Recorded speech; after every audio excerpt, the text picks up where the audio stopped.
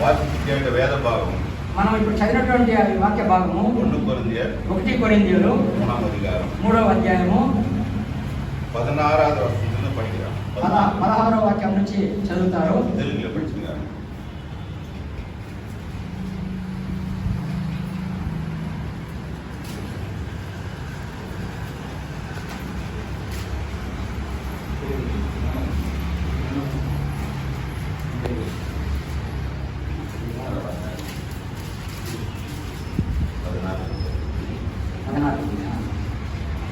మీరు దేవుని ఆలమై ఉన్నారని, దేవుని ఆత్మ మీలో నివసించుతున్నారని మీరు ఎరుగరా?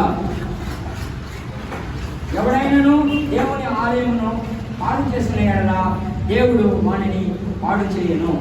దేవుని ఆలయము పరిశుద్ధమై ఉన్నది, మీరు ఆ ఆలయమై ఉన్నారు. ఎవడను తను తాను మోసపరచుకొనకూడదు. మీలో ఎవడైనాను ఈ లోకమందు తాను జ్ఞానినని అనుకొనిన ఎడల జ్ఞాని అగుట వెర్రివాడు కావలేను.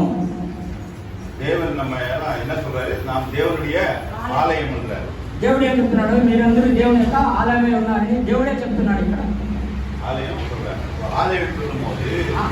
ఆలయం అంటే బైబిల్లో ఎక్కడి నుంచి ఆలయం వస్తుంది అని చూద్దాం. ప్రారంభంలో ఆది కాలంలో దేవాలయం கிடையாது. దేవుని యొక్క ఆలయం లేదు. బలిపీఠం ఉండింది. బలిపీఠం అంటే ఏది? பெரிய மேடை கட்டிடுவாங்க, இது மேல வெறுப்பு வைப்பாங்க, அது மேல என்ன பண்ணுவாங்க, பறவையோ மிருகமோ வச்சு எரிப்பாங்க. బలిపీఠం అంటే ఒక చిన్న బలిపీఠం లాగా కడతారు.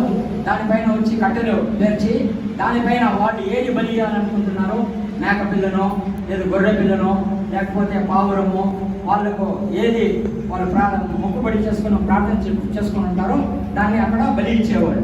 ఇది வந்து దేవాలయం இல்ல. అప్పుడు దేవాలయం ఇక్కడ లేదు. ఇది బలిపీఠం. ఇది బలిపీఠం మట్టుకే. இல்ல.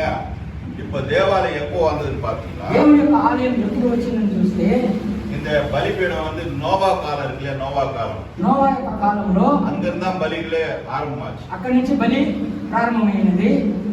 அப்போ ஆரம்பமாகும்போது அவங்க బలిలు வந்து దహన బలి సెలుతువాங்க. అక్కడ బలి అనేటప్పుడు దహన బలులు సమర్పించేవారు. నోవా, అబ్రహాము, ఇసాకు, యాకోబు, మోసే వరకు.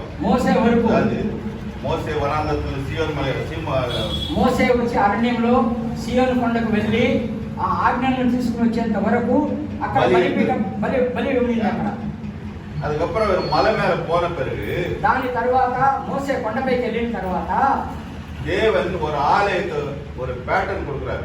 దేవుడు ఒక ఆలయాన్ని ఇంజనీరింగ్ చేసిస్తాడు. ఆయన தேவன் பேட்டர்ன் கொடுக்கிறாரு. எப்படி ஒரு ஆலயம் இருக்கணும், ఏ విధంగా ఒక ఆలయం ఉండాలి అని ఒక మ్యాప్ ఇస్తాడు ఆయన. అది எப்படி இருக்கும்னு கேட்டா అది ఎలా ఉంటుంది అంటే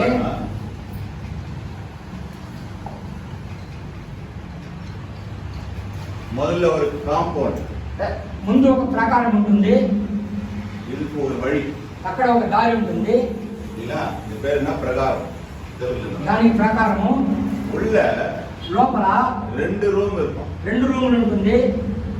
2 రూమ్ இருக்கும். 2 రూములు ఉంటుంది.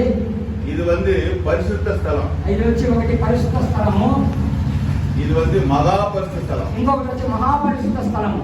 మోస్ట్ హోలీ. గర్భగుడి అంటారు కదా, అది గర్భగుడి అనేది. இதான் ஆலய பேட்டர்ன். ఇది ఆలయం యొక్క మ్యాప్. இல்லையா? இந்த பேட்டர்ன் ஆலயத்துல இப்போ வந்து நம்ம அப்படி இல்ல. ఇప్పుడు అట్లా కాదు. మనం ஒரே ரூம்ல కూర్చున్నాము, ஒரே రూమ్ లో இருக்கோம். అంతా ఒకే రూమ్ లో ఉన్నాం. సెపరేషన్ இல்ல. ఇక్కడ సెపరేట్ లేదు. ஆனா బైబిల్లో మొదలు இப்படி தான் இருந்தது. బైబిల్లో అలానే ఉంది ముందుగా. பாத்தீங்களா? அந்த 3 பகுதி இருக்குங்களா? అక్కడ 3 రకాలైనటువంటి స్థలం ఉంది కదా. அந்த பிரகாரத்துல வந்து అక్కడ ప్రాకారంలో ஒரு நிமிஷம், எல்லா ஜனங்களும் இந்த இடத்துல வர முடியாது. అందరు జనాలు అక్కడికి పోవడానికి లేదు. எல்லா மக்களும் அந்த இடத்துல போக முடியாது. లేవీయులు அப்படின்னு ஒரு கோத்திரம், అక్కడ ఒక గోత్రం ఉంది. அவங்கள மட்டும் వాళ్ళని మట్టుకు தேவன் தனியா பிரிச்சு వాళ్ళని మట్టుకు తనిగా వేరుపరిచి இதுல வேலை செய்யறதுக்கு அழைக்கிறார். ఆ యొక్క గుళ్ళో పని చేయడానికి, ఆలయంలో పని చేయడానికి ఆయన పిలుస్తాడు. அவங்க மட்டும் தான் இவங்க உள்ள போக முடியும். వాళ్ళ లేవీయులు తప్పితే వేరే ఎవరు పోవడం, లేవీయులు ఒక్కరే అక్కడికి లోపలికి వెళ్ళడానికి అర్హులుగా ఉన్నారు. உள்ள போன உடனே లోపల పోయిన వెంటనే ஒரு தண்ணி தொட்டி இருக்கும். ఒక నీళ్ళ తొట్టి ఉంటుంది. இது சுத்தம் பண்ணிக்கணும் உள்ள போய். అక్కడ లోపల పోయినను అందులో వాళ్ళు స్నానం చేయాలి. அதுக்கப்புறம் இங்க பலிபீடம் இருக்கும். అక్కడ బలిపీఠం ఉంటుంది. இவங்க பலி கொடுக்கணும். వీళ్ళు లేవీలు అక్కడ ముందుగా బలి ఇవ్వాలి. బలి கொடுத்த உடனே బలి ఇచ్చిన తర్వాత இவங்க ஆசாரியர் ஆவறாங்க. వీళ్ళు వచ్చి ఆచార్యులుగా మారుతారు. ఇప్పుడు మనం ఐవర్లు అంటాం కదా అందులో అట్లా. இப்போ இங்க உள்ள வந்தவங்க இது உள்ள போக முடியாது. అక్కడ లోపల వచ్చిన వాళ్ళందరూ ఎవరు లోపల పోవడానికి లేదు. పరిశుద్ధ స్థలానికి పోవడానికి లేదు. అంతా బయటలోనే ఉండాల్సిందే. బలి கொடுத்தாதா బలి ఇస్తేనే ఇది உள்ள போக முடியும். అక్కడ లోపలికి పోయేదానికి. உள்ள போன பிறகு లోనికి వెళ్ళిన వెంటనే இதுக்கு ஒரு ஸ்கிரீன். అక్కడ ఒక తెర ఉంటుంది. తెర இதுலயே எல்லாம் போக முடியாது. దాంట్లో ఎవరు పోవడానికి లేదు.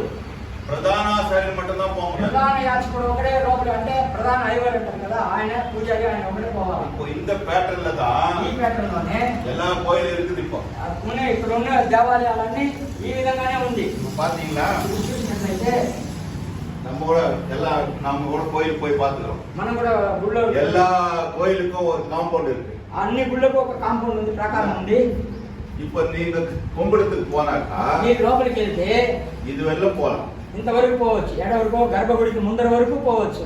இந்த மூலஸ்தானம் இல்லையா? మూలస్థానం అంటారు కదా, மூலஸ்தானம். అదే కదా మూలస్థానం. இந்த மகாபரிசுத்த தலத்துல మహాపరిశుద్ధ స్థలానికి யாரும் போக முடியாது. ఎవరు పోవడానికి లేదు. பிரதானாச்சாரியன் மட்டும் தான் போக முடியும். ఒక్క ఆచార్యుడు ఒకటే, ప్రధాన ఆచార్యుడు ఒకటే వెళ్ళాలి. இந்த பிரதானாச்சாரியன் என்ன பண்றாருன்னா ఆయన ప్రధాన ఆచార్యుడు వెళ్ళాలంటే இருக்கிற జనమ பாவத்தெல்லாம் உள்ள எடுத்துட்டு போய் ఆయన బయట ఉన్నటువంటి వాళ్ళ యొక్క పాపాలని లోపలికి తీసుకుపోయి அந்த தேவனுக்கு என்ன பண்றாரு? ரத்தத்தெல்லாம் தெளிப்பாரு. అక్కడ దేవుని యొక్క సమూహంలో రక్తాన్ని చిందించేవాడు, చెల్లించేవాడు. இப்போ மற்ற மதத்துல பார்த்தா கூட ఇంకా మా ఇతరుల యొక్క మతస్థానం చూసినప్పుడు ஒருத்தர் நின்னுப்பாரு. ఇక్కడ ఒకడు నిలుచుకోవాలి. ఆచార్య இவரு தாண்டி நம்ம உள்ள போக முடியாது. யாருமே போக முடியாது. ఎవరు ఐవర్ దాకా లోపలికి వెళ్ళడానికి లేదు. எது இருந்தாலும் இவர் மூலமா தான் போகணும். ఏది ఉందన్నా ఐవర్ మూలంగానే లోపలికి వెళ్ళాలి. இன்னைக்கு அப்படிதான் இருக்கு எல்லா ఉంది అన్ని దేవాలయాలు. இப்போ பாத்து இந்த பேட்டர்ன் தான் பைபிள்ல இருந்தது. ఈ యొక్క ప్రకారమే బైబిల్లో ఫస్ట్ ఉండింది. இந்த இந்த ஆலயம் எப்படி இருந்ததுன்னா ఈ ఆలయం ఎట్లా ఉందంటే టెంట్ లాగా ఉంది. சுத்தில ஸ்கிரீன் அடிச்சுவாங்க. நடுவுல ரெண்டு ஸ்கிரீன், இதுவும் ஸ்கிரீன் தான் இருக்கு. எல்லாமே ஸ்கிரீன் தான். అది నిరంతరమైనటువంటి గుడి కాదు. టెంట్ వేసుకున్నటువంటి గుడి. ఇప్పుడు మనం కూడా ఎక్కడ సామ్యాలు వేసుకుని టెంట్ వేస్తాం కదా, అట్లా టెంట్ వేసుకునే గుడి ఉంటుంది. ఆ ఆలయంలో ముందు ఒక భాగం ఉంటుంది, లోపల ఒక భాగం ఉంటుంది. ఆ దాంట్లో మధ్యలో తెర ఒకటి ఉంటుంది. అట్లా ఉండింది ఆ ఆలయం. இப்போ பாத்தீங்களா? இது தேவாலயம் பேர். ఇది దేవుని యొక్క ఆలయం. தேவாலயம் அர்த்தம் என்னன்னு கேட்டா దేవుని యొక్క ఆలయం అర్థం అంటే இது எதுக்கு இந்த தேவாலயத்தை கொடுக்குறாரு கடவுள்னா ఈ యొక్క దేవాలయాన్ని ఎందుకు దేవుడు ఇచ్చాడు అంటే தேவன் நம்ம கிட்ட நேரா பேச முடியாது. దేవుడు మన దగ్గర నేరుగా మాట్లాడడానికి లేదు. நம்ம அந்த தகுதியில இல்ல. మనం అంత గుర్తింపు గలవారుగా లేదు. ஆகையினாலே தேவனுடைய மகிமை, దేవుని యొక్క మహిమ இந்த கூடாரத்துல இறங்கும். ఈ గుడారం పైన వచ్చి దిగుతుంది. அவருடைய மகிமை இங்க இறங்கும்.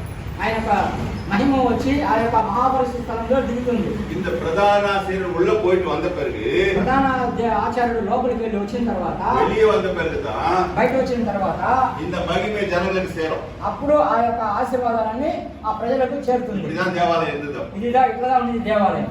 இப்போ இந்த டெம்பரரியா இருந்துச்சு. ఇది టెంపరరీగా ఉండింది. எங்கெங்க போறாங்களோ அங்கெல்லாம் கைடி எடுத்து அங்க போட்டுவாங்க. ఎక్కడెక్కడ పోయే వాళ్ళు నివసిస్తారో అక్కడ తీసుకెళ్లి ఆ గుడారాన్ని వేసుకుని అక్కడ దేవుని ఆరాధించేవారు.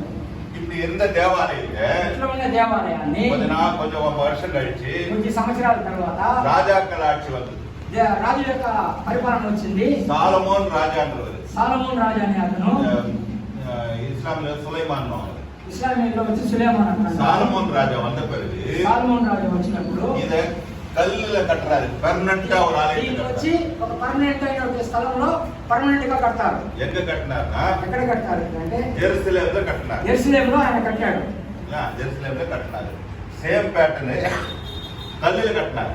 ఇదే విధంగా ఇక్కడ ఎలా వాళ్ళు గుడారం వేసుకుని ఉన్నారో అదే ప్రకారము వాళ్ళు రాయితో కట్టారు. அந்த ஆலயம் எப்படி கட்டப்பட்டதுன்னா ஆலயம் ఎలా కట్టబడిందంటే మామూలుగా நம்ம இந்த இடத்துல கட்டறல இல்ல, ఇక్కడ కడతాం కదా, கல்லெல்லாம் கொட்டிட்டு அதுக்கேற்ற மாதிரி தட்டி கிட்டி சரி பண்றாங்க.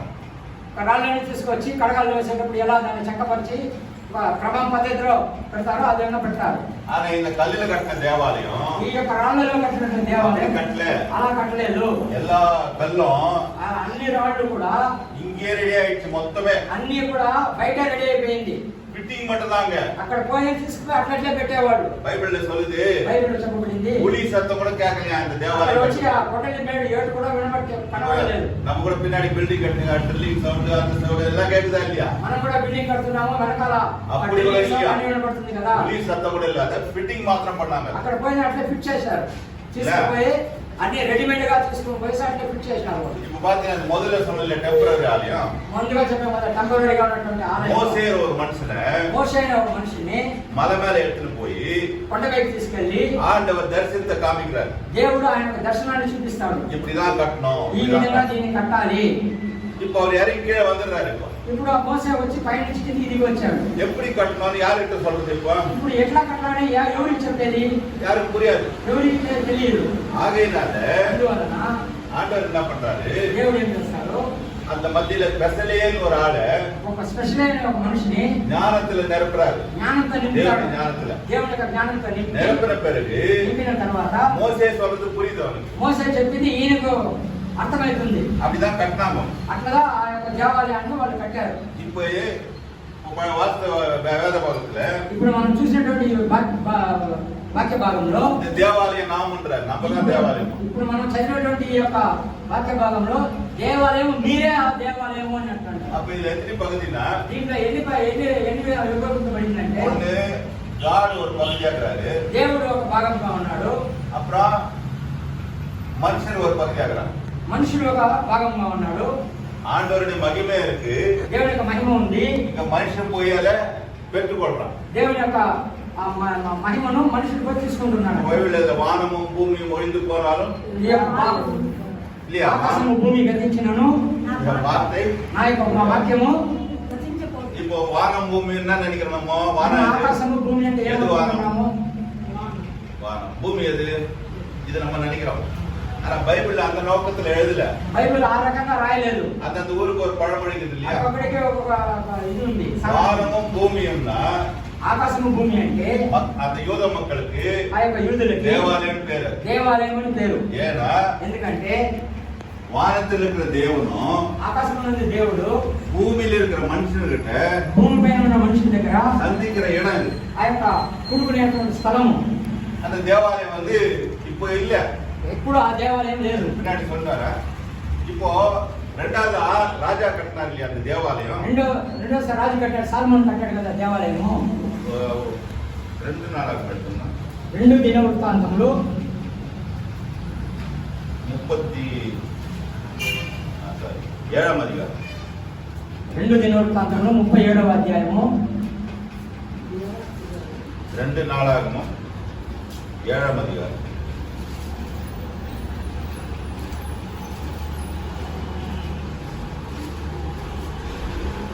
రెండు దినవృత్తాంతములు 1வது வசனம் நான் படிக்கிறேன். சாலமோன் இந்த தேவாலயத்தை கட்டினான், கல்லுல கட்டினான். సాలొమోను ఆ యొక్క దేవాలయాన్ని రాయితో కట్టేశాడు. కల్లుల కట్టి రాయితో కట్టిన తర్వాత ప్రతిష్ఠ పண்றாங்க. దాన్ని ప్రతిష్ఠ చేస్తాడు. మనం 1வது వచనం படிக்கிறேன். 1వ వాక్యం చూడండి.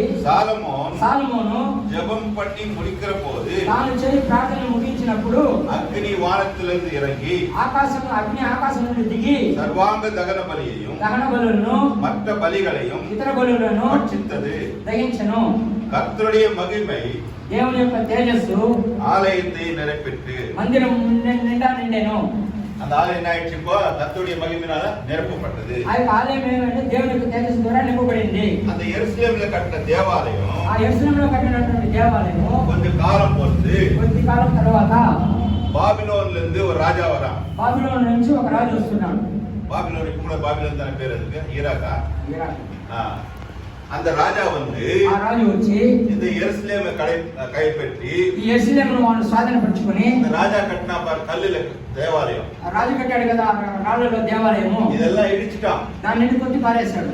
இடிச்சுட்டு தீ கொளுத்திட்டு దాన్ని అన్ని కూల్చేసి అన్ని కాల్చేసి அதுல இருந்த பொருளெல்லாம் எடுத்துட்டு போயிட்டான். దాంట్లో ఉన్నటువంటి ఆ పూజా సామాగ్రిని అన్ని తీసుకెళ్లిపోయాడు. இந்த தேவாலயம் ஒன்றும் இல்லை, இப்போ இடிஞ்சு போச்சு. ఈ యొక్క దేవాలయం ఇప్పుడు లేదు, పాడుపడిపోయింది. இடிஞ்சு போயிட்டான். జనులందరినీ బాబిలోనుకు వాళ్ళు బానిసగా తీసుకెళ్ళిపోయారు. మరి 70 வருஷம் అక్కడ இருக்கிறாங்க వాళ్ళు జనాలు. ఒక 70 సంవత్సరాలు అక్కడ ఉన్నారు. యూద జనం இருக்கிறாங்க. యూద జనులు ఉన్నారు. 70 வருஷம் பொறுத்து 70 సంవత్సరాల తర్వాత அந்த பாபிலோன்ல ఆ బాబిలోనులో இன்னொரு ராஜா வரான். ఇంకొక రాజు వస్తాడు. அவன் பேர் கோரேஸ். ఆయన పేరు వచ్చి కోరేసు. கோரேஸ் கிட்ட தேவன் பேசுறாரு. కోరేసు దగ్గర దేవుడు మాట్లాడుతున్నాడు. அங்க இடிச்சிட்டு வந்துட்டா இல்லையா தேவாலயம், ఆడ కొట్టేసి వచ్చేసాడు కదా దేవుడు. மறுபடியும் போய் நீங்க கட்டுங்க. మీరు పోయిన మళ్ళా దాన్ని సరిచేయండి. அப்ப மறுபடியும் வந்து என்ன பண்றாங்க, ఆ తర్వాత వచ్చి ఏం చేస్తారు? தேவாலயத்தை கட்டுறாங்க. దేవుని యొక్క ఆలయాన్ని కడతారు. எத்தனை தேவாலயம் பார்த்தோம்? ஒன்னு டென்ட் தேவாலயம், ఒకటి వచ్చి టెంట్ లో వేసాడు ஒன்னு ராஜா கல்லுல கட்டினாரு, రాజు రెండోది వచ్చి రాళ్ళతో కట్టాడు. இடிச்ச பிறகு உன்ன தேவாலயம் கட்டுறான். దాన్ని కొట్టివేయబడిన తర్వాత ఇంకొక దేవాలయాన్ని కడతారు. மூன்று தேவாலயம் கட்டுறான். 3 దేవాలయం. ఇది 3వ దేవాలయం. இப்போ இன்னொரு தேவாலயத்தை பார்க்க போறோம். ఇప్పుడు ఇంకొక దేవాలయాన్ని చూడబోతున్నాం. ఇది ముఖ్యంగా వినవలసిన మాట. யோவான் எழுதின சுவிசேஷம் యోహాను రాసిన సువార్త 2వ అధ్యాయం 2వ అధ్యాయము 19, 20, 21. యోహాను రాసిన సువార్త 2వ అధ్యాయము 19, 20, 21. இயேசு அவர்களுக்கு பிரதியுத்தரமாக, இந்த ஆலயத்தை இடித்து போடுங்கள், 3 நாளைக்குள்ளே இதை எழுப்புவேன் என்றார். அப்பொழுது யூதர்கள், இந்த ஆலயத்தை கட்ட 46 வருஷம் சென்றது, நீர் இதை 3 நாளைக்குள்ளே எழுப்புகிறோ என்றார்கள். அவரோ தம்முடைய சரீரமாகிய ஆலயத்தை குறித்து பேசினார். புரியுதா? படிக்கிறது தெரியல.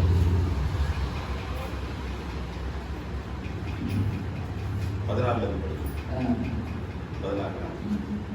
14, 19, యోహాను 19. 2:19. ప్రియ நல்லா கவனிங்க. యేసు ఈ దేవాలయం పడగొట్టుడి 3 దినములలో దాన్ని లేపుదనని వారితో చెప్పెను. యూదులు ఈ దేవాలయము 46 సంవత్సరములు కట్టారే, నీవు 3 దినములలో దాన్ని లేపుదువా అనేది. అయితే ఆయన తన శరీరము దేవాలయం గురించి ఈ మాట చెప్పెను. இயேசு அவர்களுக்கு பிரதியுத்தரமாக, యేసు వాళ్ళు ప్రత్యుత్తరముగా, இந்த ஆலயத்தை இடித்து போடுங்கள். ఈ ఆలయాన్ని పడగొట్టండి. இந்த ஆலயத்தை ఏ ఆలయం రాళ్ళతో కట్టినటువంటి ఆలయాన్ని போடணும்னு சொல்றாரு. ஆனா ஜனங்க என்ன பண்ணாங்க, அந்த ஆலயம் நினைச்சீங்கன்னா அவர் எந்த நோக்கத்தை சொல்றாருன்னா, దేవుడు జనులు ఏమనుకుంటున్నారంటే ఆయన தம்முடைய சரீரமாகிய ஆலயம். తన యొక్క శరీరమైనటువంటి ఆలయాన్ని 3வது ஆலயம் 4வது ஆலயம் யாரு புரியலையா? ஒன்னு டென்ட் ஆலயம், ఒకటి ஒரு ராஜா கட்டினா, 2 రాజు కట్టాడు, 3வது இடிச்சிட்ட பிறகு 3வது కొట్టి மறுபடியும் கல்லிலே கட்டினாங்க. మళ్ళీ రాజు కట్టాడు. 4வது ஆலயம் யாரு? ఆ 4వ ఆలయం ఎవరు? அவரோ ఆయన தம்முடைய சரீரமாகிய, తన యొక్క శరీరమైనటువంటి யாருடைய சரீரம்? ఆయన యేసుక్రీస్తు శరీరం, இயேசு கிறிஸ்துவின் சரீரமாகிய ஆலயம். యేసుక్రీస్తు యొక్క శరీరమైనటువంటి ఆలయం. அப்ப யார் ஆலயம்? దేవుడు యేసుక్రీస్తు ఆలయం. இயேசு ஆண்டவராய் இயேசு கிறிஸ்து ஆலயம்ன்றாரு இல்ல? அப்போ பாத்தீங்கன்னா 1வது அதிகாரத்துல பார்க்கும்போது யோவான் 1ல 14ஆம் வசனம் 1:14, அந்த வார்த்தை மாம்சமாகி கிருபையினாலும் சத்தியத்தினாலும் நிறைந்தவராய் நமக்குள்ளே வாசம் பண்ணினார், அவருடைய மகிமையை கண்டோம். அது பிதாவுக்கு ஒரே பேரனாடிய மகிமைக்கு. వారు దేవుని వలన పుట్టిన వారే కానీ రక్తములైన శరీరచుడైన మనుష్య చూడని పుట్టిన వారు కాదు. ఆ వాక్యము శరీరధారి అయి కృపాసత్య సంపూర్ణుడుగా మన మధ్య నివసించెను. తండ్రి వలన కలిగిన అద్విత కుమారుని మహిమ వలె మనము ఆయన మహిమను కనుగొంటిమి. 4வது ஆலயம் யாரு? 4వ ఆలయం இயேசு கிறிஸ்து 4வது ஆலயம். 4వ ఆలయం యేసు ప్రభు ஆலயம் என்ன சொன்னேன்? ఆలయం. தேவனுடைய மகிமையும் மனிதனுடைய இணைப்பு தான் தேவாலயம். దేవుని యొక్క మహిమను మనుషుల స్థలమే மகாபரிசுத்த ஸ்தலமும் మహాపరిశుద్ధ స్థలము. பரிசுத்த ஸ்தலமும் சேர்ந்த ஆலయం. మహాపరిశుద్ధ స్థలము పరిశుద్ధ స్థలం చేరినదే ఆలయం. சேர்ந்த ஆலயம். ఈ ఆలయం అంటే இப்ப பாத்தீங்களா, இயேசு கிறிஸ்து வளர்ந்தாரு, ஊழியம் பண்ணாரு, యేసుక్రీస్తు పెరిగాడు, ఆయన సేవ చేశాడు, அவர் சிலுவையில அறைஞ்சாங்க. ఆయన శిలువలో వేశారు. சிலுவையில அறைஞ்சாங்க இல்லையா? சிலுவையில அறைஞ்ச பிறகு ఆయన శిలువలో వేసిన తర్వాత அவர் ஜீவனை விட்டுட்டாரு. ఆయన జీవాన్ని వదిలేశాడు. இல்லையா? ஜீவனை விட்டுட்ட பிறகு జీవన్ని వదిలిన తర్వాత என்ன நடந்தது? ఏమి జరిగినది? మార్కు எழுதின சுவிசேஷம் మార్కు రాసిన సువార్త 15వ அதிகாரம் 15వ అధ్యాయము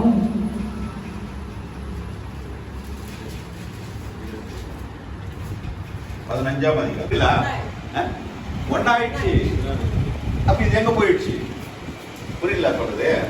இப்போ நல்ல இந்த இடத்துல கவனிக்க நல்லப்பா. இது வர நல்லா கவனிக்கணும்ப்பா.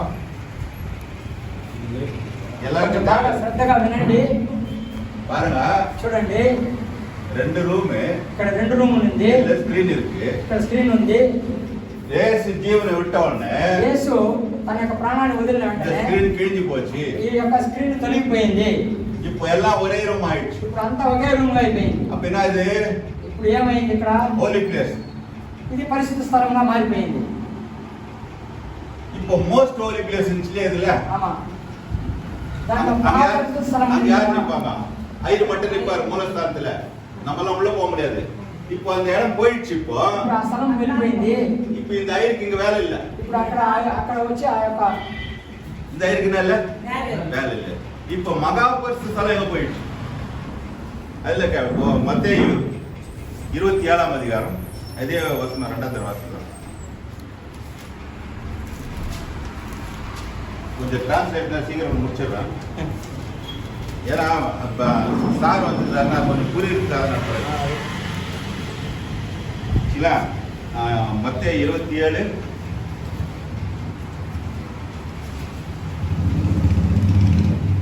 50 51 இயேசு மறுபடியும் மகா சத்தமாய் கூப்பிட்டு ஆவியை விட்டார். அப்போது தேவாலயத்தின் திரைச்சீலை மேல்தொடங்கி கீழ் வரைக்கும் 2ஆக கிழிந்தது. பூமியும் அதிர்ந்து கண்மலைகளும் பிளந்தது. மத்தேயு மார்க் வாசகம் அதே தான் இது இல்லையா? ஜீவனை விட்டவொன்னு என்ன ஆயிடுச்சு? 2ஆ போயிடுச்சு. ஒரே பிளேஸ் ஆயிடுச்சு. அப்போ இந்த மோஸ்ட் ஹோலி பிளேஸ் இருக்குது இல்லையா? அது விரல் మరి మహాపరిశుద్ధ స్థలం இல்லையா? மோஸ்ட் ஹோலி பிளேஸ் எங்க போயிடுச்சுன்னா మహాపరిశుద్ధ స్థలం అంటే ఎబ్రేయులు 4వ అధ్యాయం 4వ అధ్యాయము 14వ వచనం. 14వ వచనం. ఆకాశము గుండా వెళ్ళిన దేవుని కుమారుడైన యేసు అనే గొప్ప ప్రధాన యాజకుడు మనకు ఉండగా வசனம் வாசிக்கும் போது 4:14 మనకు ఒప్పుకున్న దానిని గట్టిగా చేపట్టుతాము. பாருங்க, வானங்களின் வழியாக ఆకాశముల గుండా இயேசு கிறிஸ்து மரித்து உயிர்த்த பொழுது எப்படி போனாரா? மேகத்துல போனார் இல்லையா? வானங்கள் வழியாக ఆకాశ మండలముల గుండా பரலோகத்துக்கு போன వెళ్ళిన దేవుడైన కుమారుడు యేసు தேவகுமாரனே இயேசு దేవకుమారుని యేసు என்னும் மகா பிரதான ஆசாரியர் గొప్ప ప్రధాన యాజకుడు நமக்கு இருக்கிறபடியினால் మనకున్నాడు కనుక நாம் பண்ணின அறிக்கையை మనం ఒప్పుకున్న దానిని உறுதியாய் பற்றி கொள்ளக்கடவோம். గట్టిగా చేపట్టుదాం. இப்போ இந்த மோஸ்ட் ஹோலி பிளேஸ் என்ன ஆயிடுச்சுன்னா, இங்க இருக்கிற ஹை பிரிஸ்ட் ఇక్కడ ఉన్నటువంటి எங்க போயிட்டாருப்பா? பரலோகத்துல எடுத்து போயிட்டாரு. పరలోకానికి వెళ్ళిపోయాడు. மோஸ்ட் ஹோலி பிளேஸ் எங்க போயிடுச்சுப்பா? ఇప్పుడు పరలోకానికి వెళ్ళిపోయింది. பிரதான ஆசாரியர் எங்கிறாருப்பா? పరలోకానికి వెళ్ళిపోయాడు. அப்ப இந்த ஆலயத்துல யாரும் பிரதான ஆசாரியர் இல்ல. ఇక్కడ ఆలయంలో ఎవరు திரை கிழிஞ்சு போச்சு. இது தெரியாதனால்தான் இன்னும் ஓல்டு பேட்டர்ன்ல இருக்கிறாங்க நிறைய பேர். ఇది తెలియనందువల్ల ఇంకా చాలా పురాతన కాలంలోనే ఉన్నారు. கடவுள்கிட்ட போனோம்னாக்கா దేవుని దగ్గరికి పోవాలంటే ஒரு మధ్యస్థుడు வேணும். ఒక మధ్యస్థుడు కావాలి. మధ్యస్థుడు ఇల్లా என்ன பண்ண முடியாது? మధ్యవర్తి లేకుండా లోపల పోవడానికి அதுதான் இந்த இடத்துல அந்த மூலஸ்தானம் ஹோலி பிளேஸ்ல மோஸ்ட் ఉంది. అందువల్లనే దీంట్లో వచ్చి ఆ యొక్క పరిశుద్ధ స్థలం మహాపరిశుద్ధం అంతా ఉండింది. இயேசு கிறிஸ்து நமக்காக ஜீவனை விட்ட பிறகு, యేసు క్రీస్తు మన కోసం జీవాన్ని వదిలిన తర్వాత திரைச்சீலை 2ஆ கிழிஞ்ச பிறகு రెండుగా చినిగి இனிமேல் ஆலயத்துல 2 ரூம் தேவையில்லை. ఇక ఆలయంలో 2 రూములు అవసరం లేదు. சொல்லுது. இத புரிஞ்சுக்கிறதா దీన్ని తెలుసుకునే கிறிஸ்துவ அறிஞ்சதுனால நம்ம என்ன பண்றோம்?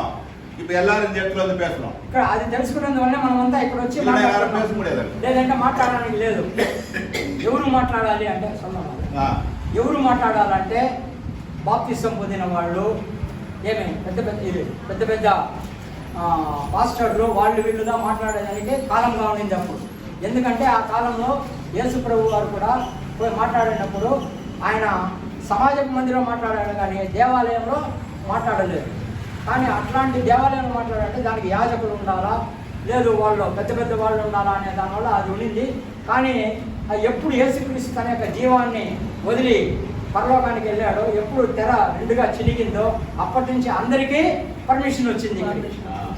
இப்போ మోస్ట్ హోలీ ప్లేస్, ఇప్పుడు మహాపరిశుద్ధ స్థలము, హోలీ ప్లేస్, మహాపరిశుద్ధ స్థలము. రెండు சேர்ந்து தான் தேவாலயம். ఈ రెండు చేరిందే దేవాలయం. இப்பதான் இன்னும் நல்லா கவனிக்கணும். ரெண்டு சேர்ந்து தான் చేరిందే దేవాలయం. వాస్తవంలో 1 కొరింథీయులు 3వ అధికారం. நீங்களே அந்த தேவாலயம். మీరే ఆ దేవాలయము. அப்ப நம்ம அந்த தேவாலயம்னாக்கா మనం ఆ దేవాలయం இந்த అంటే ரெண்டு இணைஞ்சு இருக்கணும். ఈ రెండు కలిసి ఉండాలి.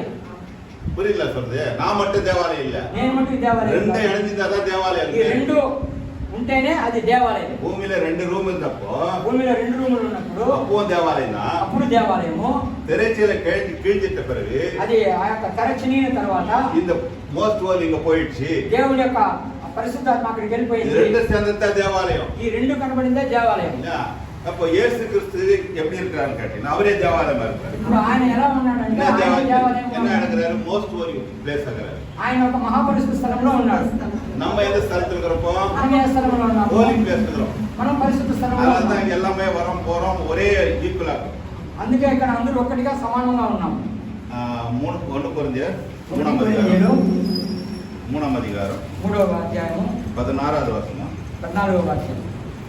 நீங்கள் தேவனுடைய ஆலயமாய் இருக்கிறீர்கள் என்றும் தேவனுடைய ஆவி உங்களில் வாசமாய் இருக்கிறார் என்றும் அறியாதிருக்கிறீர்களா?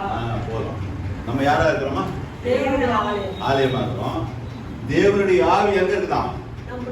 நம்ம கிட்ட வாசம் பண்ணுது. அதனால தான் நம்மள தேவாலயம்ன்றார். దేవుని ఆలయం ఎక్కడ ఉన్నది? మనలో ఆయన వాసం చేస్తున్నాడు కాబట్టి మనమే ఆ దేవాలయం అని అంటున్నాం. 6వ అధికారం 6వ అధ్యాయము 19వ వచనం పాడండి. 1 కొరింథీయులు 6వ అధ్యాయము உங்கள் 19వ వచనం. சரீரமானது మీ దేహము தேவனாலே பெற்றும் உங்களில் தங்கியும் இருக்கிற பரிசுத்த ஆவியினுடைய ஆலயமாய் இருக்கிறது என்றும் நீங்கள் உங்களுடையவர்கள் இல்லவென்றும் அறியீர்களா? మీ దేహము நம்ம శరీరం 1 కొరింథీయులు 6వ అధ్యాయము మీ 19వ దేహము వచనం. దేవుని వలన మీకు అనుగ్రహింపబడిన మీ దేహము దేవుని వలన మీకు అనుగ్రహింపబడి మీలో ఉన్న పరిశుద్ధాత్మ మీలో ఉన్న పరిశుద్ధాత్మకు ఆలయమై ఉన్నదని ఆలయమై ఉన్నదని మీరు ఎరగరా? మీరు ఎరుగరా? మీరు మీ సొత్తు కాదు. మీరు మీ సొత్తు కాదు. శరీరం நம்ம சொத்து இல்ல.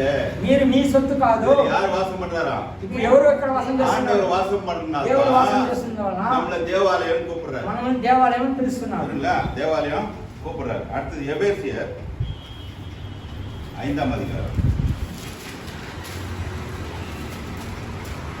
எபேசியர் 5:30-32. మనము క్రీస్తులో శరీరమై అవయమై ఉన్నాము గనుక అలాగే క్రీస్తు కూడా సంఘములకు ప్రోహించే సమరక్షకుడై ఉన్నాడు. நம்ம யாரா இருக்கிறோமா? அவருடைய சரீரத்தின் அவயங்களாயும் அவருடைய மாம்சத்திற்கும் அவருடைய எலும்புகளுக்கும் உரியவர்களாய் இருக்கிறோம். பாருங்க, கிறிஸ்து இங்க இருக்கிறாரு క్రీస్తు పక్కన ఉన్నాడు. இல்லையா? நம்ம என்னவா இருக்கிறோமா? பாடி பார்ட்டா இருக்கிறோம். మనం వచ్చి ఆ అవయవం అవయవంగా ఉన్నాము. பாடி பார்ட்ஸ்னா கையா இருக்கிறோம், காலா இருக்கிறோம். அப்ப ரெண்டு இணைஞ்சது தான் ఈ రెండు కలిసినది என்னது? தேவனுடைய சரீரமா இருக்கு, ஆலயமா இருக்கு. అది దేవుని యొక్క శరీరంగా ఉన్నది, దేవుని இங்க ఆలయంగా என்ன ఉన్నది. சொல்றாரு பாத்தீங்கன்னா, ఇక్కడ ఏం చెప్తున్నాడు? நாம் அவருடைய சரீரத்தின் அவயங்களாயும் మనం ఆయన యొక్క శరీరం యొక్క అంగములుగాను, அவருடைய மாம்சத்துக்கு ఆయన మాంసానికి, அவருடைய எலும்புகளுக்கும் ఆయనకు వాళ్ళకి ఆయన ఎముకలకు உரியவர்களாய் இருக்கிறோம். సంబంధులుగా ఉన్నాం కనుక 32వ వచనం. 32వ వాక్యము. இந்த ரகசியம் பெரியது, ఈ రహస్యం చాలా పెద్దది. நான் கிறிஸ்துவை பற்றியும் నేను క్రీస్తుని గురించి, சபையை பற்றியும் సంఘం சொல்லுகிறேன். గురించి చెబుతున్నాను. இது ரகசியம் பெருசு. ఇప్పుడు ఈ రహస్యం இந்த ரகசியம் தெரியலனாக்கா ఈ రహస్యం తెలియలేదంటే ஓல்டு பேட்டர்ல இருக்கிறோம்னு அர்த்தம். మనం ఇంకా పాత నిబంధనలో ఉన్నామని అర్థం. யாருன்னா ஒரு மனுஷன் என்ன பண்ணான்? என்ன மீடியேட்டரா வந்து தேவன்கிட்ட இட்டுன்னு போனோம். ఎవరైనా ఒక మనిషి వచ్చి ఆయన దగ్గర ఉండి మనం ఆయన మీడియేటర్ గా ఉండి మన నుండి తొడుకొని పోవాలనుకుంటాం. இப்ப நல்லா தெரிஞ்சு போச்சு யாரும் மீடியேட்டர் இல்ல. ఇప్పుడు ఇక్కడ మీడియేటర్ ఎవరు లేదు. அந்த ஸ்கிரீன் போயிடுச்சு, திரை கிழிஞ்சு போச்சு. ఆ యొక్క తెర వచ్చి చినిగిపోయింది. அந்த சுவர் இடிக்கப்பட்டது. ఆ యొక్క గోడ కొట్టబడింది. ஒரே இடமா இருக்கிறோம். ఇప్పుడు అంతా ఒకే స్థలంగా ఉన్నాము. எல்லாரும் ஒரே சமமா இருக்கிறோம். అందరూ ఒకే సమానంగా ఉన్నారు. யார் வேணா வந்து என்ன பண்ணலாம், அவருடைய கிருபாசனத்துல வரலாம். ఆ ఎవరైనా కూడా ఆయన కృప అండలో రావచ్చు. ஆகையினால் தான் நம்மள தேவாலயம். అందుకే మనల్ని ఆయన దేవాలయం అని అంటున్నాడు. பாருங்க, அது கொலோசியர் కొలసీయులు 3ஆம் அதிகாரம். கொலோசியர் 3ஆம் அதிகாரம். ஏனென்றால் ఎందుకంటే நீங்கள் மரித்தீர்கள். 3ஆம் வசனம் 3:3. అనగా మీరు మృతి పొందితిరి, మీ జీవము క్రీస్తుతో కూడా దేవుని యందు దాచబడి ఉన్నది. நம்ம ஜீவன் எங்க இருக்குதா? మన జీవం ఎక్కడుంది? கிறிஸ்துவுக்குள்ள மறைஞ்சு இருக்குதா? దేవుని యందు దాచబడి ఉన్నది. தெரியாதனால தான் என்ன பண்றோம், ஒரு மனுஷங்கிட்ட போறோம். ఒక మనిషి దగ్గరికి వెళ్తాం. நீ எனக்காக என்ன பண்ண? మీరు నా కోసం ஜெபம் பண்ணிக்கோ, எனக்காக பண்ணு. இப்ப இந்த திரை கிழிஞ்சிச்சுன்னா நீ ஜெபம் பண்ணாலும் அவர் கேட்கறாருன்னு அர்த்தம்.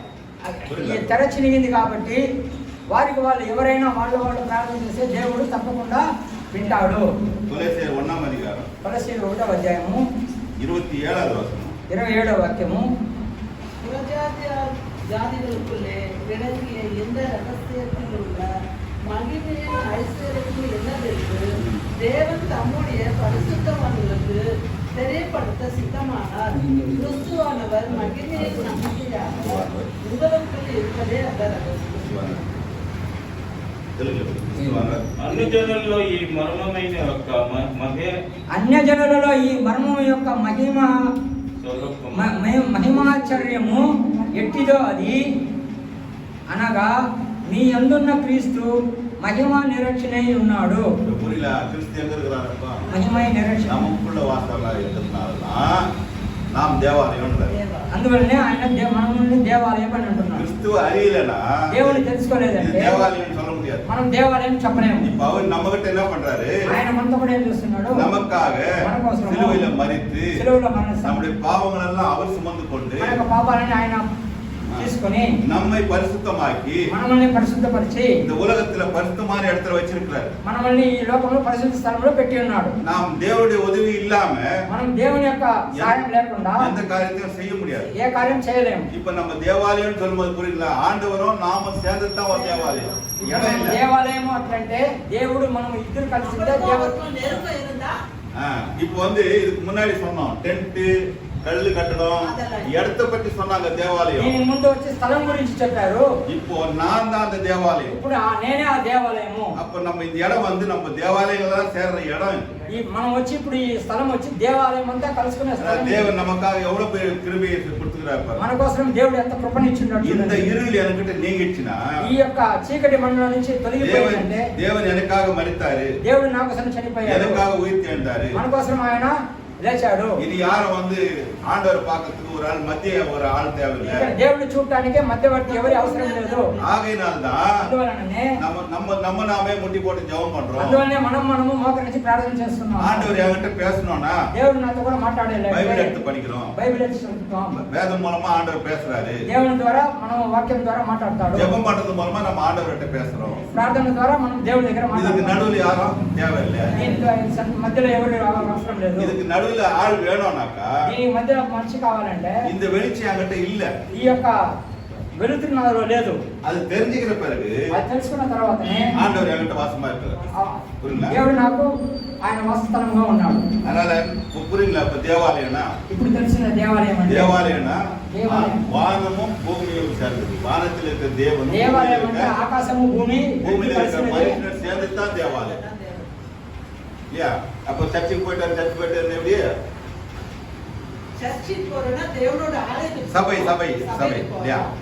இது தெலுங்குல டெம்பிள்னு வருதா? ఇది దేవాలయం. இங்கிலீஷ்ல வந்து டெம்பிள்னு வரும். இப்ப புரியல?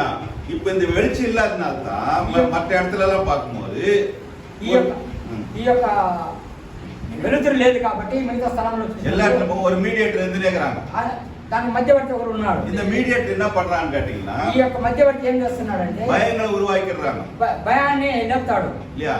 நீ இது பண்ணா செய்யலாம், அது பண்ணா செய்யலாம், இல்லைனாக்க இது ஆயிடும்.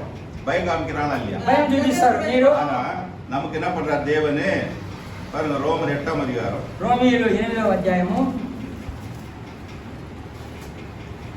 8ஆம் அதிகாரம் 15வது வசனம். 14 இருந்து படிக்கிறேன். 8:14. மேலும் எவர்கள் தேவனுடைய ஆவியினாலே நடத்தப்படுகிறார்களோ దేవుని ఆత్మ చేత ఎందరూ నడిపింపబడుతారో వారందరూ దేవుని కుమారులై ఉండురు. யாரா தேவனால் நடத்தப்படுறாங்களோ దేవుని ఆత్మ చేత ఎందరు నడిపబడుదురో వారందరూ దేవుని కుమారులై ఉన్నారు. குமாரரா இருக்கிறோம் இல்ல ఎలయనగా அந்தபடி ఎలయనగా మరలా భయపడుటకు మీరు దాస్యపు ఆత్మను పొందలేదు గాని దత్తపుత్ర ఆత్మను పొందితిరి. ఆ ఆత్మ కలిగిన వారమై మనము అబ్బా తండ్రి అని మొరపెట్టుకుంటున్నాము. இப்ப தேவாலயம் இருக்கும்போது யாரா இருந்தாரு அவரு? மகாபரிசுத்த ஸ்தலம் கடவுளா இருந்தாரு. தேவனா இருந்தாரு. புரியல? அவர் யாரு? கடவுள். இங்க என்ன சொல்றாரு பாருங்க, இந்த ஆவி எனக்குள்ள வந்ததுனால அவர் என்ன கூப்பிடுறா? அப்பான்னு கூப்பிடுறாரு. அப்பா பிதான் உறவுக்குள்ள எட்டுட்டாரு. உறவு வந்துட்ட பிறகு பயம் இருக்குமா? இருக்காது இல்லையா? அப்ப நாம் தேவனை எந்த ஸ்தானத்துல வைக்கிறோம்?